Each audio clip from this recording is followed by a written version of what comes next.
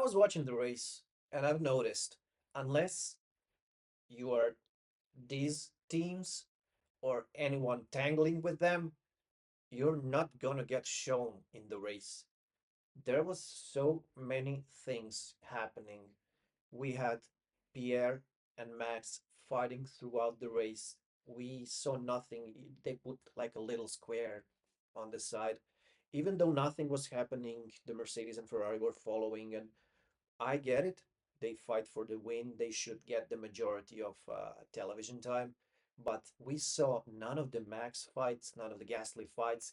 We didn't saw Isaac fighting with Lindblad and fighting through the midfield and then falling off. We didn't see Lawson climbing to the points and having a recovery drive. We actually didn't see any of the back markers. I know they're not fighting for points. I know they're really far off, but this feels like Mercedes versus Ferrari stream, and the rest of the grid, it feels like I'm listening to a radio that just mentioned it. And there's a fight for 10th place for the last point. Why don't you show it? You could show other teams a bit. Some of the drivers after the race, when they were giving interviews, I was like, oh my God, Carlos exists. Yeah, there's this guy, Carlos. Where is he?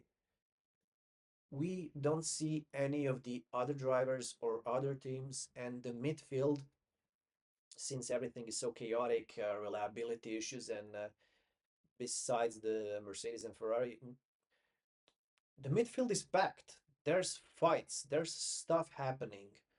Why don't we see any of it? I feel robbed as a consumer who pays for F1 subscription.